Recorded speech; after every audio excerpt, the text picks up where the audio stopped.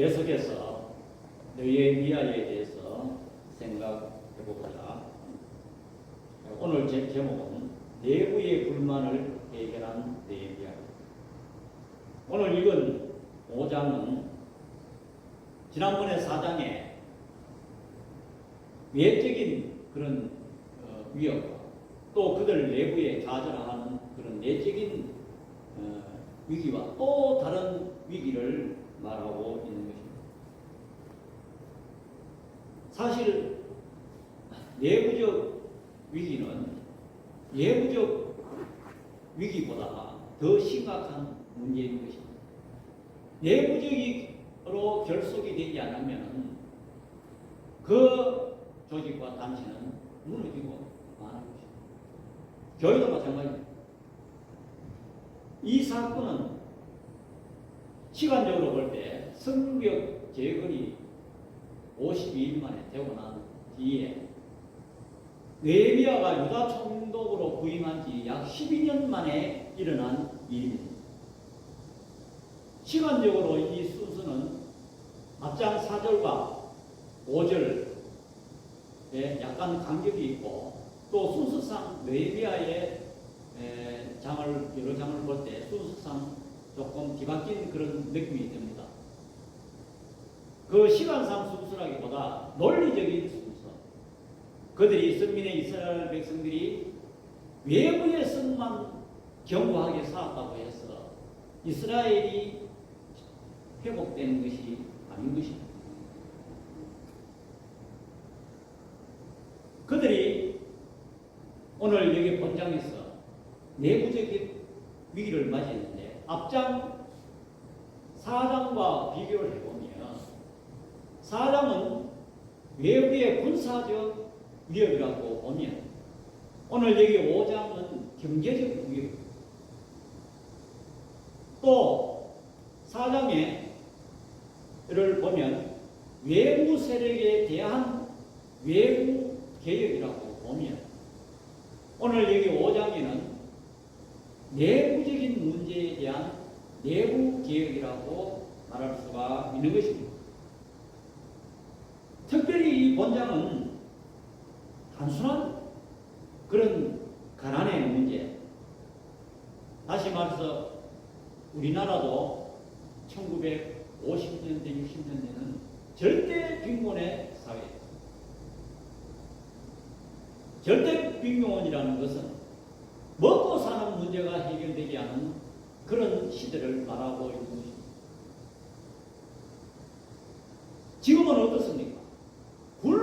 아무리 가난해도 굶어 죽는 사람은 거의 없습니다. 물론 그 중에는 또 있을 수 있지만 사회가 그만큼 그 보장을 하고 또 이 먹는 거에 대해서 상대적으로 이 물가가 아주 낮게 되어 있습니다.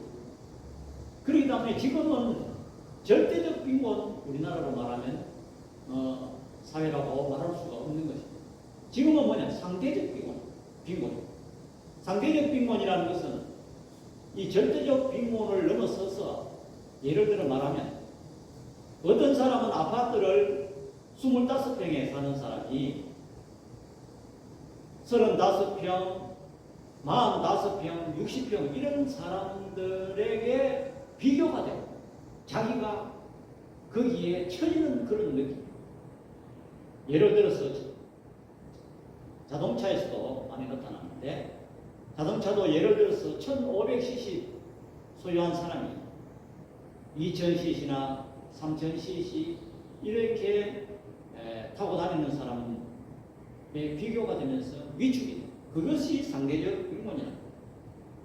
오늘 여기 본장은 그런 상대 빈곤을 얘기하는 것이 아니고 절대 빈곤을 얘기하고 있습니다. 1절에서 5절에 보면 그 빈곤의 원인이 어디서 왔느냐 하면 첫째, 흉년이 들었고 가뭄이 왔습니다. 그리고 가뭄이 오니까 식량난이 왔습니다. 또 그 나라를 이스라엘을 지배하고 있는 페르시아 왕국에 세금을 또 과도한 세금을 또 바쳐야 되는 그런 상황입니다. 이런 상황에서 그 이스라엘 백성들의 귀족이나 그 관리들이 그 서민들에게 돈놀이 장사, 고리 대금업을 하고 있었다. 그러니까 백성들은 더 소외되고 더 쪼달리게 되었다는 것. 거기에 대한 원망을 하고 있습니다.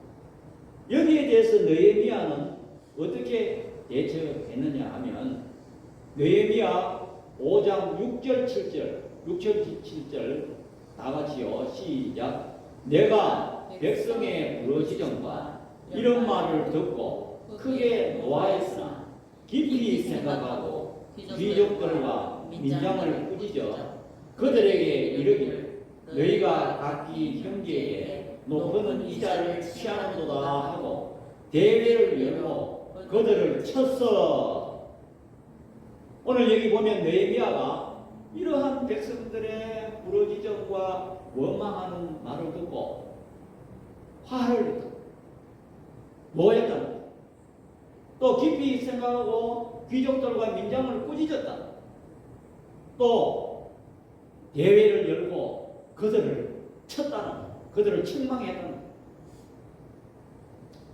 느헤미야는 이렇게 당당하게 그 귀족들을 지적하고 요구할 수 있었던 것이 무엇인가? 오늘 여기 느헤미야는 정말 어찌 보면 귀족들과 관리들은 기득권 세력입니다. 그런 사람들을 나무라고 꾸짖고 책망한다는 것은 결코 쉬운 일이 아닌 것입니다. 서민들이야 그렇게 꾸짖으면 힘이 없어서 수그러들지만은 이미 아마 그들의 높은 지위에 있는 사람들을 책망하고 꾸짖고 그렇게 한다는 것은 쉬운 일이 아닌 것입니다. 또 자기가 어찌 보면 정치적 생명이 끝날 수 있습니다. 왜냐하면 그 관리들이 그 총독을 받쳐주지 아니하면 그 총독 생명은 헛수고입니다. 그럼에도 불구하고 이렇게 당당하게 그들을 지적하고 책망할 수 있었던 이유가 무엇이냐? 우리는 오늘 살펴보려고 합니다. 첫 번째로 절박한 경제적 문제이기 때문에 느헤미야가 과감하게 자기의 정치적 생명을 걸고 귀족들을 책망하고 지적하고 나무랬다. 느헤미야 5장 8절 다 같이 시작. 그들에게 이르기를 우리는 이방인의 손에 팔린 우리 형제 유다 사람들을 우리의 힘을 다해 도로 찾았거늘 너희는 너희 형제를 팔고자 하느냐 더구나 우리의 손에 팔리게 하겠느냐 하며 그들이 잠잠하여 말이 없기로. 자, 이거 보세요. 이스라엘 백성들이 바벨론의 포로가 되어 70년 동안 이방 나라에 팔려가서 포로 생활을 했어요. 지금은 그 페르시아로, 바벨론이 망하고 페르시아로 바뀌었지만 그들이 이제 도로 찾아서 겨우 이제 본국에서 생활을 하려고 하는데, 아니 너희들이, 관리들이, 또 귀족들이, 상류층에 있는 사람들이 왜 형제를 팔아보자? 이거는 인권에 관한 문제인 것입니다. 이것이 바로 그 귀족들이 서민들을 상대로 돈을 착취하고 높은 이자를 물게 하고 그 서민들은 자녀들을 종으로 파는 그런 절박한 문제이기 때문에 느헤미야가 과감하게 지적했다는 것입니다. 오늘 여기서 느헤미야의 행동을 우리가 살펴보면은 아주 지혜롭게 나타납니다. 그가 분노했다고 했습니다. 화를 냈다는 것입니다. 화를 냈으나 깊이 생각했다. 여기서 우리가 어떤 일을 행할 때에 화난다고 해서 어떤 일을 섣불리 단정하거나 섣불리 일을 해서는 안 된다는 거죠. 만약에 화난다고 해서 갑자기 자기 내킨 대로 말을 하거나 또 일을 추진한다 하면은 반드시 그 사람은 그 일에 대해서 그르치고 마는 것입니다.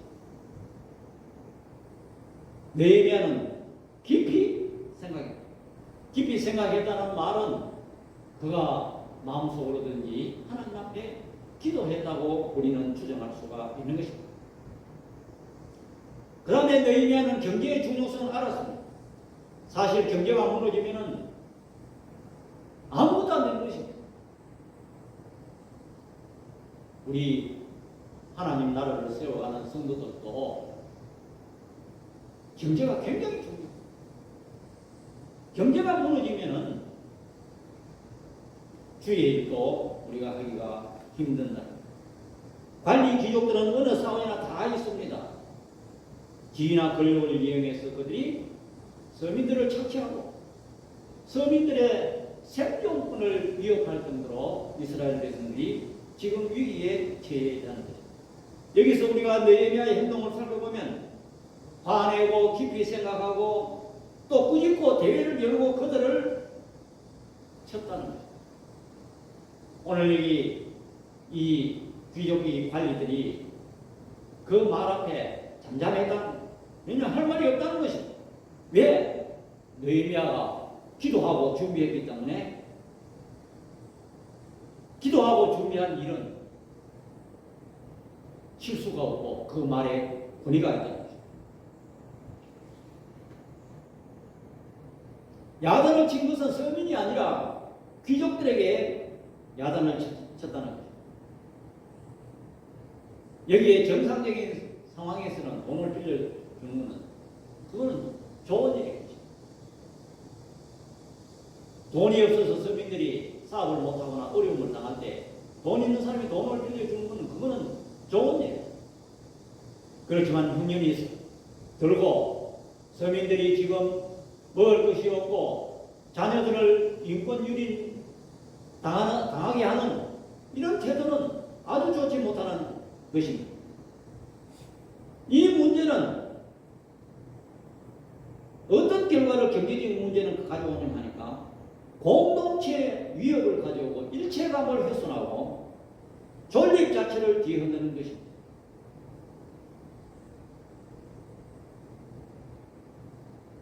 예를 들어서 한 나라에도 서민들이 너무 절박하고 돈이 없고 상대적으로 상류층에 사는 사람은 부유하고 잘 먹고 잘 산다고 생각해 보십시오. 그 속에는 위화감이 조성되고 소외감이 조성되고 그들에게는 분개심이 날 수밖에 없는 것입니다. 존립 자체를 뒤흔드는 것입니다. 또 경제 문제는 옛날이나 지금이나 대단히 중요합니다. 교회와 선교도 하나님이 물론 인도하시고 주관하시지만은 현실적으로는 금전이 좌우하고 있는 것입니다. 예를 들어 말하면 복음을 전하는데도 우리나라 예로 보면 그 미국의 선교사들이 처음에 이 땅에 복음을 전하러 왔을 때 맨몸으로 달랑 와서 그들이 복음을 전했다면 우리 한국이 이렇게 복음화가 빨리 되지 못했을 것입니다. 그들이 올 때 약을 가져오고 또 어수를 가져오고 그들이 본국에 많은 돈을 지원해 왔습니다. 그들이 첫째 먹을 것, 강냉이 가루, 또 분유 많이 가져왔습니다. 또 그들이 옷도 가져왔습니다. 또 그들이 수많은 돈을 본국의 후원을 얻어서 가져왔습니다. 가져와서 학교도 세우고 예를 들면 세브란스 병원도 그 미국의 세브란스라는 사람이 많은 돈을 후원해 와서 오늘날 세브란스 병원을 세웠다. 이처럼 선교도 돈입니다. 성도는 이 경제적 문제가 원활해야 복음 전파도 효율적으로 할 수가 있는 것입니다. 또 이 경제적 문제는 어떤 것을 이야기하냐면 우리가 살고 있는 사회는 나만 배불리 먹고 잘 사면 된다. 이런 생각을 가지면 큰 오산. 그렇기 때문에 국가도 이 문제에 대해서 정치적으로 정치하는 것이 뭡니까? 백성들을 골고루 잘 살게 하는 것이 그게 정치입니다. 예를 들어서 세금을 거두는 이유도 거기에 있습니다. 돈 많은 사람들은 많은 세금을 부담시켜서 돈을 내가지고 없는 사람들을 지원하는 것이, 예를 들어 의료보험도 그렇고 모든 이 체계가 그렇습니다. 그러면 나만 잘 살면 된다. 어저께도 보니까 서울의 한복판에 살인사고가 났다. 그 사람 왜 그러냐 하니까 다른 사람 잘 되는 거 용납하지 못해서 저질렀다. 그렇기 때문에 우리는 이 경제적 문제는 공동체적인 의식을 가져야 되는 거죠. 나만 잘 살면 된다. 여러분, 나만 잘 살아. 이웃도 굶는 사람이 없고 잘 살아야만이 내가 편하다. 그리고 이 지구 전체로 보면은 부자 나라에서 왜 없는 사람들을 양식을 배에 싣고 가서 굶어 죽는 사람 무료로 그렇게 나눠줍니다. 왜냐하면 그들이 편해야 그들도 자기도 편하고. 예를 들어서 북한도 편해야 우리가 편합니다. 우리는 이 지구에 한 배를 타고 한 공동체이기 때문에 이 경제적 문제가 모두 잘 살아야 된다는 그런 의미를 지니고 있다는 거죠. 우리 경주에도 최부자 집이 있었어요. 최부자 집이 있었는데 그 최부자 집에 그 신념이 보면 사방 백리 안에 굶어 죽는 사람이 없게 하라. 그래서 이 최부자가 엄청난 농기를 가지고 부자였는데 굶어 죽는 사람이 있으면 자기 양식을 그 사람들에게 나누어주고 굶어 죽는 사람이 없도록. 또 흉년에 토지를 사지 마라. 다른 사람은 지금 배고파 죽고 서민들은 지금 양식이 없어서 땅을 지금 억지로 땅이라도 팔아 당장 먹어야 되니까 그때 땅을 헐값에 사지 마라. 이렇게 그의 부를 공유하고 나누어 줄 때에 그 최부자가 300년 동안 그 대가 끊이지 않고 내려갑니다. 또 오늘날 나만 잘 되면 된다는 그런 의식을 경제적으로 보면 어떤 의미가 있느냐 하면 나만 잘 되면 된다는 이런 의식으로 살아서는 안 된다는 것을 경제적으로 보면 예를 들어서 울산의 현대자동차가 잘 되든 말든 그건 내하고 무슨 상관이 있느냐? 절대 그렇지 않습니다. 예를 들어서 현대자동차가 수출이 잘 되고 노동자들이 월급을 제때 받고 그렇게 해야 우리 농촌에 뭐 사과를 생산하든지 뭐 소고기를 생산하든지 우유를 생산하게 되면은 그 사람들이 돈을 주고 비싸게 주고 사 먹을 수 있는 돈이 나와야 내가 생산하는 것을 팔아볼 수가 있는 것입니다. 우리는 자기가 하는 일만 잘 되고 나만 잘 살면 된다. 나만 잘 되면 된다. 상대방이야 죽든 말든 이렇게 생각해서는 오늘날 우리 사회 시스템으로는 살아갈 수가 없다는 것입니다. 그렇기 때문에 느헤미야는 이 경제적 문제를 해결하지 않고는 앞으로 이스라엘 백성들이 여기서 끝나는 것이 아니고 선민의 백성으로서 온 세상에 하나님의 뜻을 펼쳐야 될 그런 선민의 역할을 감당하기 위해서 이 문제를 해결하지 않고는 할 수 없다는 것을 인식했기 때문에 느헤미야는 과감하게 그들을 꾸짖을 수가 있다. 두 번째로 느헤미야가 과감하게 꾸짖을 수 있었던 것은 무엇이냐면 그들의 행위가 성경적이지 못하기 때문인 것입니다. 고리 대금음은 율법이 금하고 있기 때문인 것입니다. 레위기 25장 35절과 37절 다 같이요. 크게요. 시작. 내 형제가 가난하게 되어 빈손으로 내 곁에 있거든 너는 그를 도와 그루민이냐 동거인처럼 너와 함께 생활하게 하되 너는 그에게 이자를 받지 말고 내 하나님을 경외하며 내 형제로 너와 함께 생활하게 할 것인지 너는 그에게 이자를 위하여 돈을 구워주지 말고 이익을 위하여 내 양식을 구워주지 말라고 말씀하고 있는 것입니다.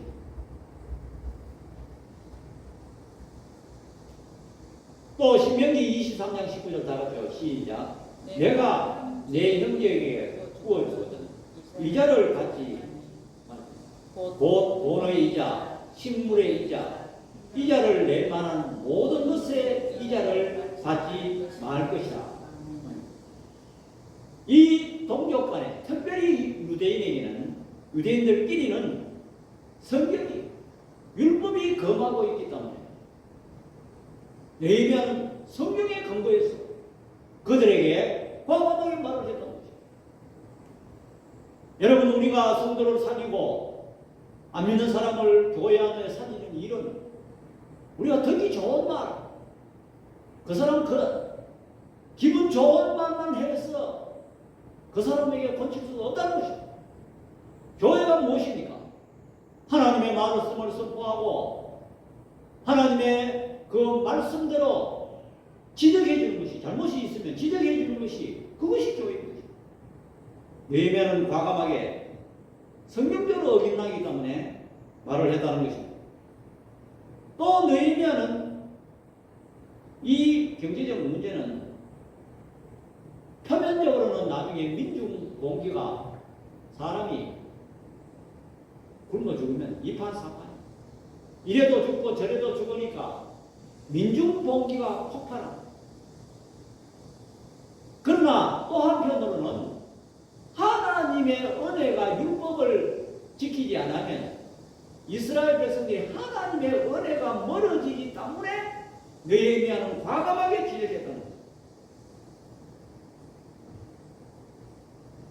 이 불의한 재물은 하나님이 원하지 않는다는 겁니다.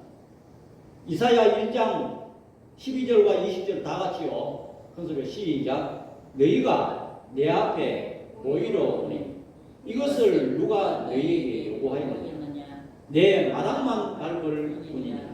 헛된 재물을 다시 가져오지 말라. 분양은 내가 가정이 여기는 거요. 월삭과 안식일과 대회로 모이는 것도 그러하니 성회와 아울러 악을 행하는 것을 내가 견디지 못하겠다. 내 마음이 너희의 월삭과 정한 절기를 싫어하나니 그것이 내게 무거운 짐이라.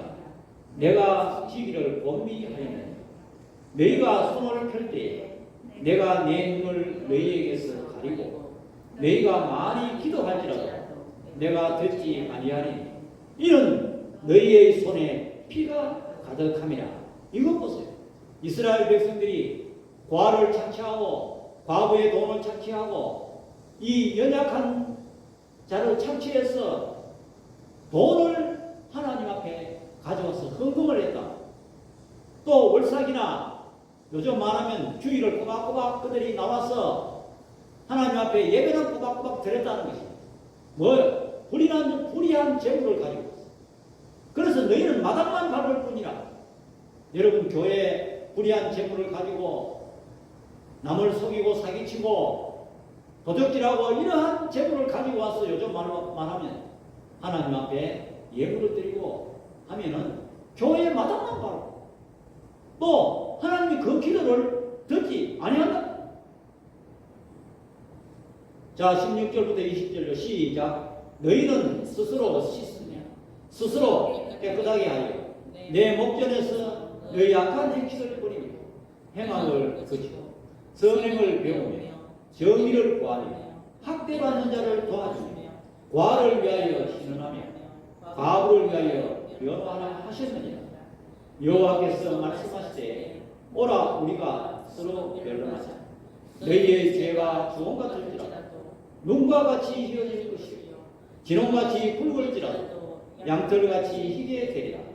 너희가 즐겨 순종하면 땅의 아름다운 소선을 먹을 것이요 너희가 거절하여 배반하면 칼에 상처치리라. 여호와의 입에 말씀이니라. 아멘. 이것 보세요. 이사야 선지자가 이렇게 경고하고 있는 것입니다. 이처럼 우리는 불의한 제물은 하나님이 받지 않으시고 하나님이 외면하시고 하나님의 은혜가 떠나는 것입니다. 앞으로 부석사의 주역을 떨쳐나갈 이 이스라엘 백성들이 하나님의 은혜가 임하시지 않으면 장래가 어떻게 돼요? 이러한 위기감에 아무리 성벽을 재건하고 외형적으로 했다 하더라도 하나님의 은혜가 임하시지 않으면 아무런 소용이 없기 때문에 느헤미야는 당당하게 지적했다는 것입니다.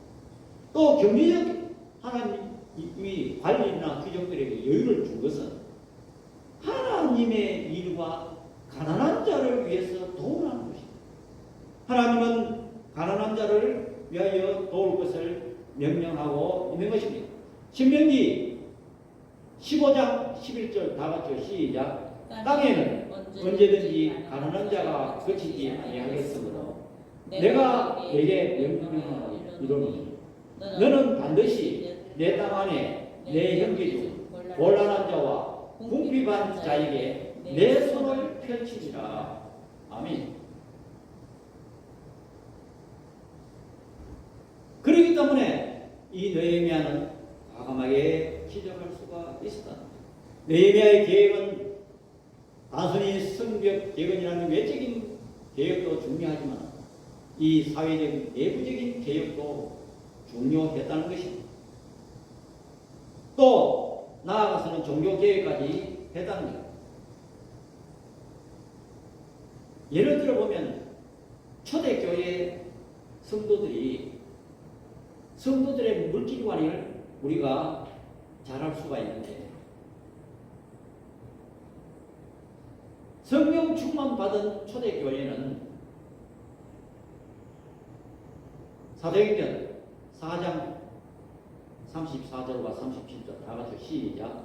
그 중에 가난한 사람이 없으니 이는 밥과 집 있는 자는 팔아 그 판 것의 값을 가져다가 사도들의 발 앞에 두매 그들이 각 사람의 필요를 따라 나누어 주며 구브로에서 난 레위족 사람이 있으니 이름은 요셉이라.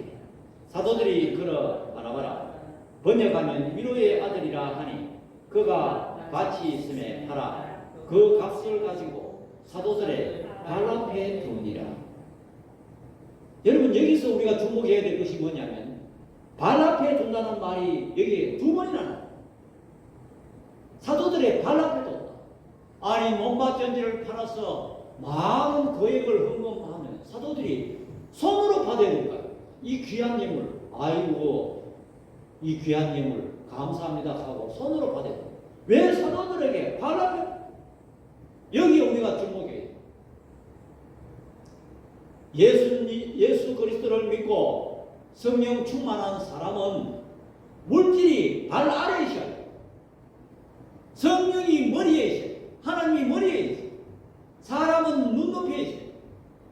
그래서 돈은 우리의 발 아래에 있어야 되니 성령 받지 못하는 세상 사람들처럼 항상 머릿속에 돈을 이고 다니는 거예요.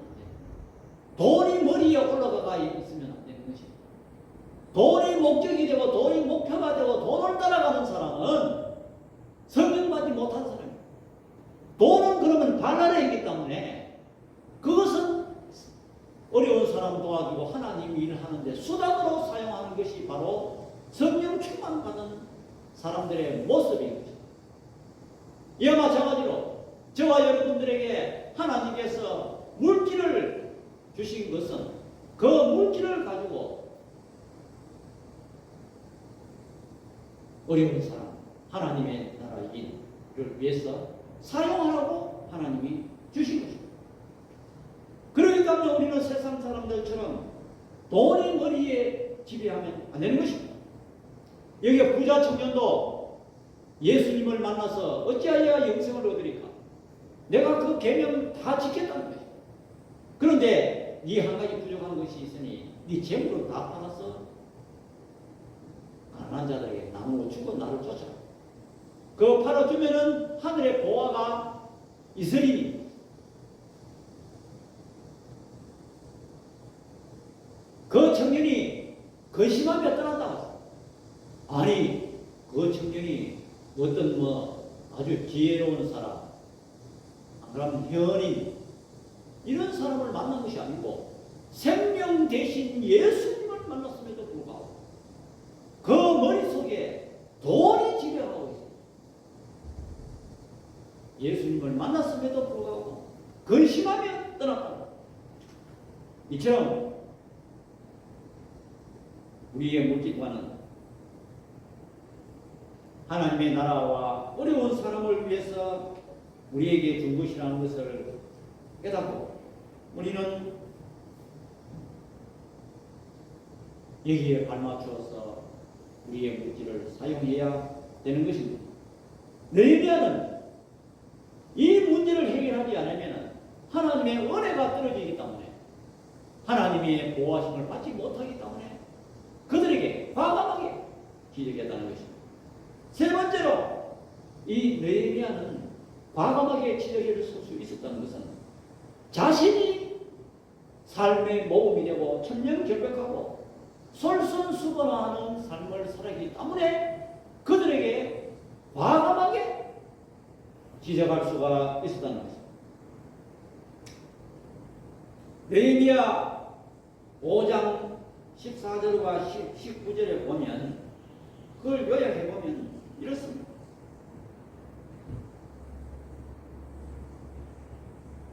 14절에 보면 자기는 12년 동안 권력의 중심에 있었지만은 백성의 녹을 받지 않았다. 다시 말해서 월급 없이 자기가 봉사했다는 거죠. 물론 페르시아 본국으로부터 지원을 받은 것이 있는지 모르겠으나 그 백성들에게 전문 총독들처럼 백성의 녹을 받지 않았다는 거죠. 또 15절에 보면은 그는 하나님을 경외함으로 그 자기가 이때까지 성벽 쌓고 그 시간을 허비하고 했는 거기에 수고비를 받지 않았다. 대가를 받지 않았다. 또 16절에 보면은 자기는 그 이스라엘의 땅을 사지 않았다. 주위 사람들과 같이 성벽을 쌓고 일을 했다. 또 18절과 18절에 보면 공무수행 등에 자기가 유다 사람들과 민장들과 계속 대접하고 식사를 대접하고 한 150년 가까이 대접했는데도 불구하고 이방 족속들 또 같이 식사를 했는데 백성들의 동가하지 아니하고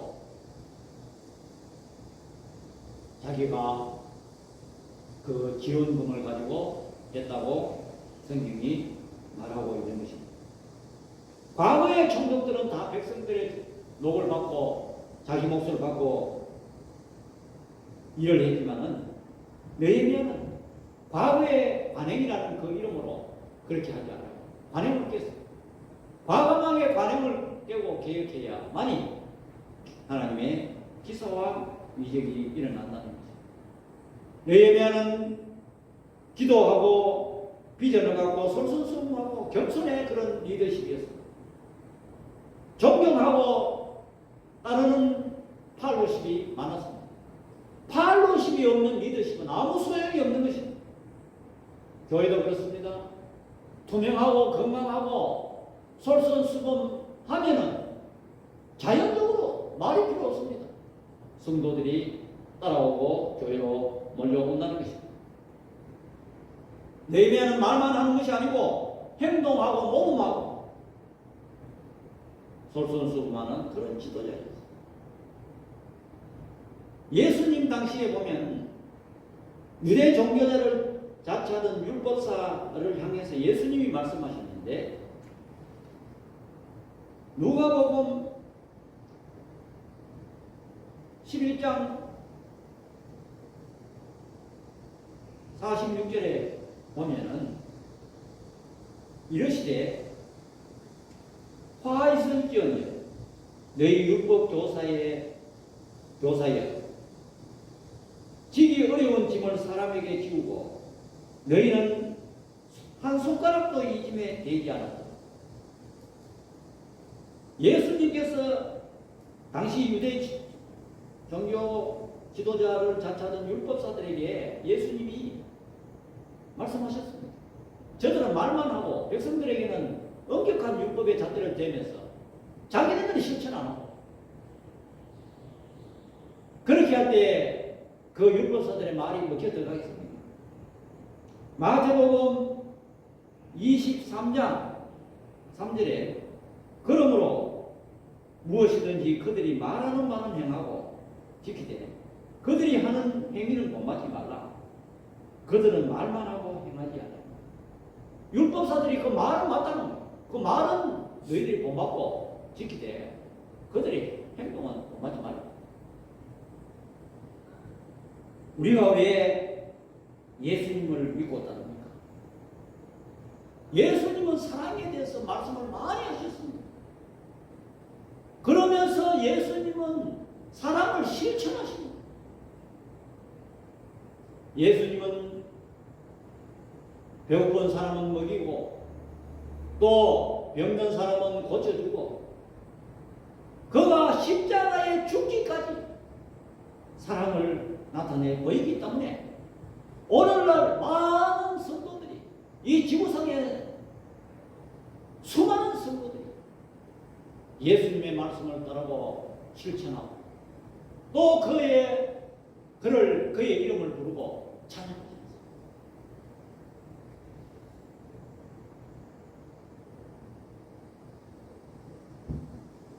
바울도 고린도전서 11장 1절에 내가 그리스도를 본받는 자가 된 것 같이 너희는 나를 본받는 자가 되라고 말씀합니다. 바울도 과감하게 자기가 모범적인 그런 삶을 살겠다.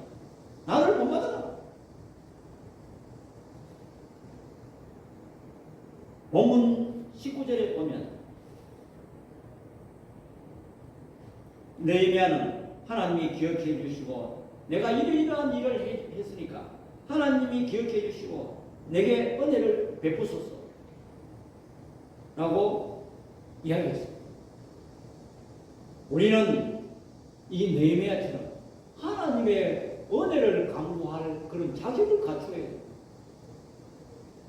하나님의 은혜를 강구할 자격을 갖추려면 느헤미야처럼 모범적인 삶을 살고 하나님의 말씀이기 때문에 그들에게 과감하게 인정사정 볼 것 없이 종기 좋다고 자기 권력 유지하기 위해서 총독직 유지하기 위해서 사바사바 요즘 말로 하면 하고 잘못해도 그냥 그들에게 좋은 말만 해주고 그렇게 했다면 하나님을 기쁘시게 할 수가 없는 것입니다. 하나님을 기쁘시게 하고 있는 자가 하나님을 구하는 데 갖추어야 될 자격입니다.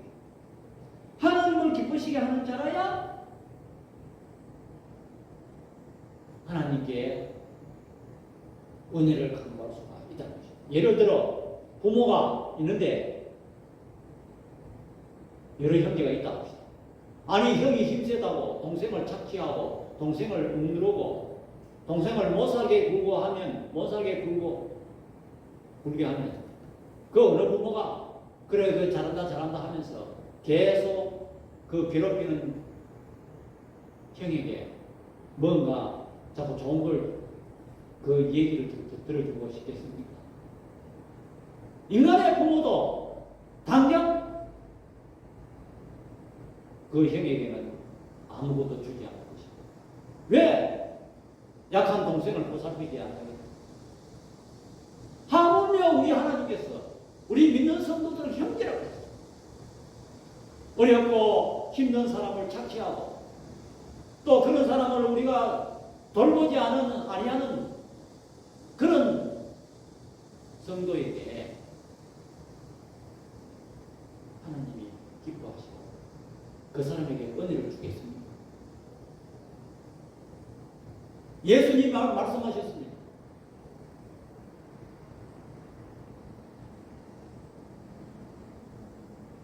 어느 계명이 크니까 율법사들이 예수님을 시험하여 물고 있는데 마태복음 22장 35절과 40절 다 같이 시작. 그 중에 한 율법사가 예수를 시험하여 선생님 율법 중에서 어느 계명이 크니까 예수께서 이르시되 내 마음을 다하고 목숨을 다하고 뜻을 다하여 주 너희 하나님을 사랑하라 하셨으니 이것이 크고 첫째 되는 계명이요 둘째도 그와 같이 내 이웃을 내 자신과 같이 사랑하라 하셨으니 이 두 계명이 온 율법과 선지자의 강령이니라. 아멘. 여기서 우리가 중요한 것은 이것이 하나님 사랑하는 것이 이것이 크게 첫째 되는 계명이요. 여기 39절 이것 굉장히 중요한. 둘째도 그와 같으니 이웃 사랑이 중요하다.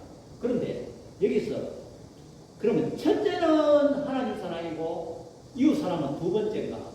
절대 그렇지 않습니다. 여기 보니까 둘째도 첫째와 같다는 것입니다. 그래서 어느 목사님이 이 표현을 이렇게 합니다. 영어 X자 대문자를 보게 되면 그 중간에 교차 지점을 우리라고 나라고 생각합니다. 하나님께서 하나님의 사랑이 위에서 이렇게 내려왔어요. 그 다음에 이웃 사랑이 밑으로 X자가 이 X자는 위에나 아래나 길이가 똑같아야 돼요. 하나님의 사랑을 받은 만큼 우리도 이웃 사랑을 우리는 해야만이 된다는 거죠. 그래서 그 교차 지점은 그게 종점이 아니고 하나님의 사랑 받아서 하나님의 사랑, 물질, 건강, 또 우리 내세 소망 이 어마어마한 축복을 받았는데 내가 거기에 종점이 아니고 나는 통로가 돼. 이웃 사랑으로 우리를 통해서 하나님의 사랑이 나타나야 된다. 그래서 부자 청년에게 가난한 자에게 다 나누어 주고 하게 되면 하늘의 보화가 일단 다시 말하면은 우리의 X자 밑에 이웃 사랑이 내려가는 만큼 자기도 하나님의 사랑을 또 하늘의 보화가 밑에 X자에 내려가는 만큼 하늘의 보화가 쌓인다고 이렇게 비유할 수가 있는 것입니다. 그러니까 우리는 내 몸만 달랑 교회 와서 신앙생활 한다는 것은 반토막의 신앙생활이거든요. 그 X자 위에만 가지고 있는 것입니다. 그런 X자는 존재할 수가 없는 것입니다. 반드시 밑으로 내려가야 된다는 것입니다. 그것은 이웃도 도와주면서 또 주의 일을 하는 것도 그것도 다 포함되는 것입니다.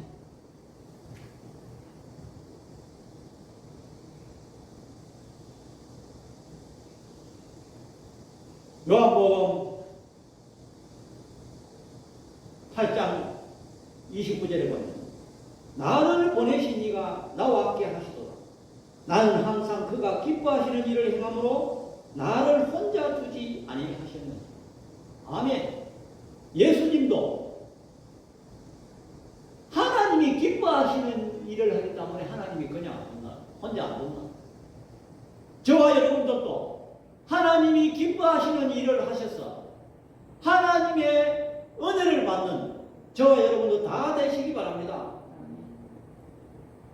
데살로니가 전서 4장 1절에 바울도 그러므로 형제들아 우리가 끝으로 주 예수 안에서 너희에게 구하고 권면하노니 너희가 마땅히 어떻게 행하면 하나님을 기쁘시게 할 수 있는지를 우리에게 배웠으니 곧 너희가 행하는 바라 더욱 많이 힘쓰라고 말하고 있는 것입니다. 결론입니다. 느헤미야가 당당하게 책망할 수 있었던 것은 절박한 경제적 문제이기 때문에 이것을 해결하지 않고는 선민의 이스라엘 백성으로 앞으로 계속 해야 할 일을 하지 못하고 붕괴될 그런 상황이기 때문에 느헤미야가 당당하게 경제적 문제이기 때문에 지적했다는 것입니다. 또 느헤미야가 지적할 수 있었던 것은 하나님의 말씀에 성경에 위배되는 사항이기 때문에 당당하게 말씀했다는 것입니다. 지적했다는 것입니다. 만약에 하나님의 성경의 율법에 위배되는 일을 했을 때는 하나님의 은혜가 멀어지기 때문에 했다는 것입니다. 또 느헤미야가 당당하게 말할 수 있는 것은 자기가 모범적으로 실천적으로 깨끗한 삶을 살았기 때문에 이 느헤미야가 이 귀족들과 관리들을 지적할 수가 있었다는 것입니다. 우리도 하나님의 나라 백성으로서 올바른 물질관을 갖고 솔선수범하는 성도가 되어서 다른 성도들이나 불신자들이 따라오게 하는 저와 여러분들이 다 되시기를 축원합니다. 기도하겠습니다. 사랑의 아버지 하나님, 은혜와 사랑을 이 시간 감사합니다. 오늘 이 느헤미야가 이스라엘 백성들이 경제적으로 내부적인 분열이 있고 이 심각한 문제에 직면했습니다. 그가 경제적 문제이기 때문에 당당하게 말할 수 있습니다. 또 하나님에게 은혜가 멀어지는 율법에 위반되는 상황이기 때문에 그가 당당하게 말할 수 있습니다. 또 그가 자신이 깨끗하고 삶의 모범적이 되었기 때문에 그들을 지적할 수 있다는 것을 우리가 알 수 있습니다.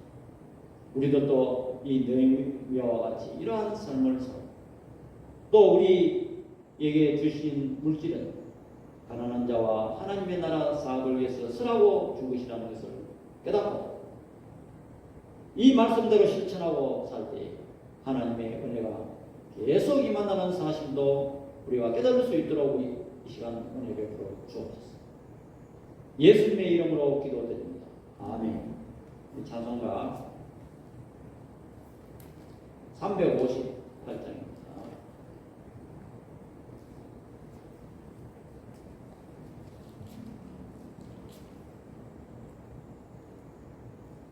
주의 진리 위에 십자군이 하늘로 비들고서 주의 문사되어 용맹스럽게 찬송하며 나가세 주 예수만을 위하여 목숨까지도 바치고 싸움터로 나가세 원수들이 비록 강할지라도 주의 군기 붙잡고 주의 진리 위에 용기 다하여 분발하여 싸우세 나가세 주 예수만을 위하여 목숨까지도 바치고 싸움터로 나가세 산과들과 바다 곳마다 주의 군기 날리며 반갑고도 기뻐 성기의 소식 온 세상에 전하세 나가세 주 예수만을 위하여 목숨까지도 바치고 싸움터로 나가세 원수들이 밀린 예수의 손에 하나없이 패하고 주의 군기만이 영광스럽게 온누리에 날리네 나가세 주 예수만을 위하여 목숨까지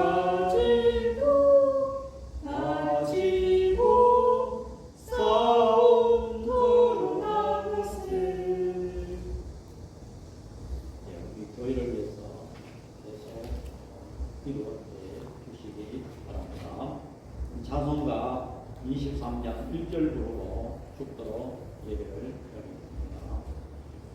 만일이 내게 있으면 거의 따가지고 내 구주 주신 은총을 널 찬송하겠네.